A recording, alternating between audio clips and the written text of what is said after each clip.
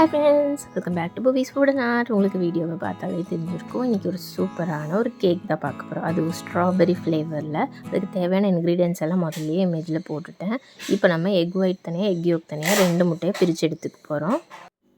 இந்த 2 எக் ஒயிட்டையுமே நம்ம 1/2 கப் சுகரோட சேர்த்து நல்லா பீட் பண்ணிக்க போகிறோம்.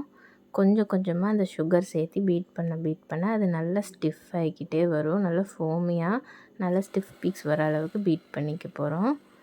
இந்த எக் ஒயிட் எந்த அளவுக்கு பீட் பண்ணுறோமோ அவ்வளோ கேக் நல்லா வரும். 1/4 டீஸ்பூன் அளவுக்கு சால்ட் ஃபஸ்ட்டே ஆட் பண்ணிடணும். இதை நல்லா பீட் பண்ணிக்கலாம். இது கலந்ததுக்கப்புறமா நம்ம சுகர் ஆட் பண்ண ஆரம்பிச்சிடலாம்.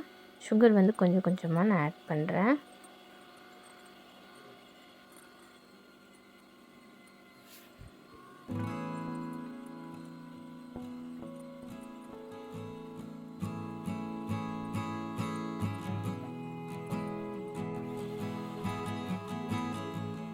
இப்போ சுகர் கம்ப்ளீட்டாகவே ஆட் பண்ணியாச்சு. சைடில் இருக்கிறது எல்லாத்தையும் ஒரு ஸ்பேட்லாவில் உள்ள தள்ளி விட்டுட்டு நல்லா மிக்ஸ் பண்ணிக்கலாம்.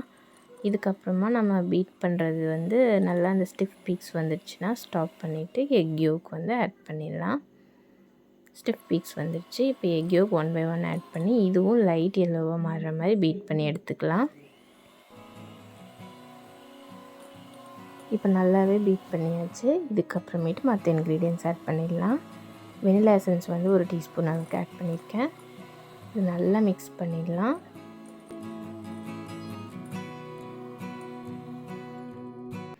இப்போ ஒரு இந்த மாதிரி ஒரு ஜல்லடை எடுத்துக்கலாம். அதில் 1/2 கப் அளவுக்கு மைதாவும் 1/2 டீஸ்பூன் அளவுக்கு பேக்கிங் பவுடரை ஆட் பண்ணி நல்லா ஜலிச்சிக்கலாம்.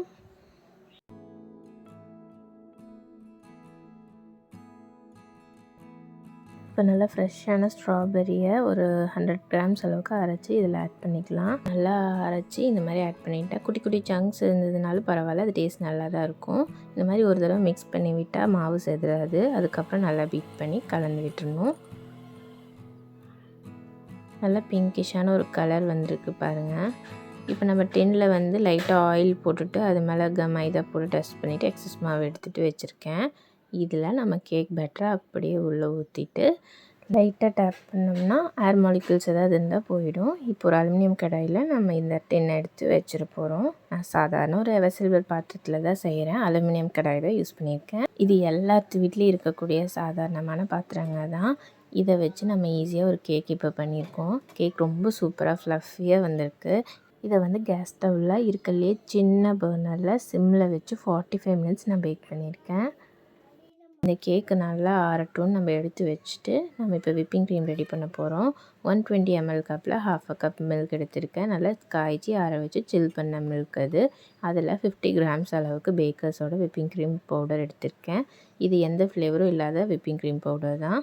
இதை நல்லா இந்த மாதிரி ஜலிச்சு கட்டிகளே இல்லாமல் அந்த மில்கில் சேர்த்து மிக்ஸ் பண்ணிக்க போகிறோம்.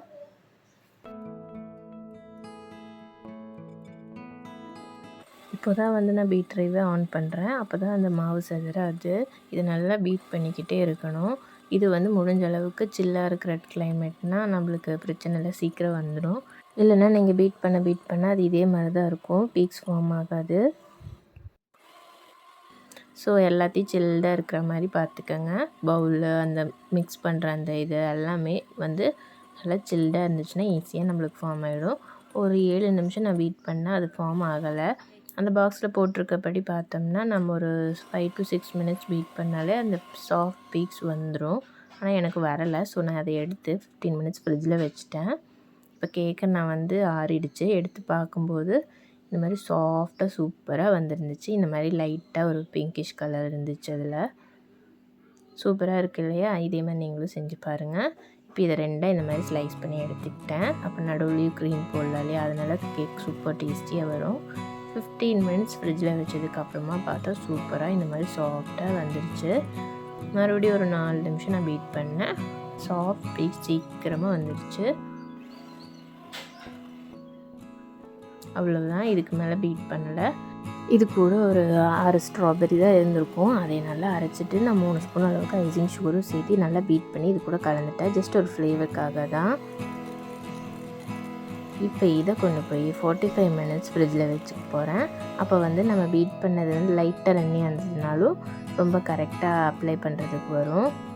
இப்போ கேக் மேலே இதை அப்ளை பண்ணிவிட்டு திரும்பவும் கேக்கை தூக்கி ஃப்ரிட்ஜில் வச்சுட்டு போகிறேன். 1 hour கழித்து பார்த்தோம்னா இது கட் பண்ணவும் சரி, அந்த க்ரீமும் நல்லா கொஞ்சம் செட் ஆகி சூப்பராக இருக்கும். இந்த கேக் வந்து ரொம்ப டேஸ்டியாக இருந்துச்சுன்னு எல்லாருமே சொன்னாங்க. கடையில் வாங்கினதான்னு கேட்குற அளவுக்கு அவ்வளோ டேஸ்டியாக இருந்துச்சுன்னு சொன்னாங்க. கண்டிப்பாக நீங்களும் ட்ரை பண்ணி பாருங்கள்.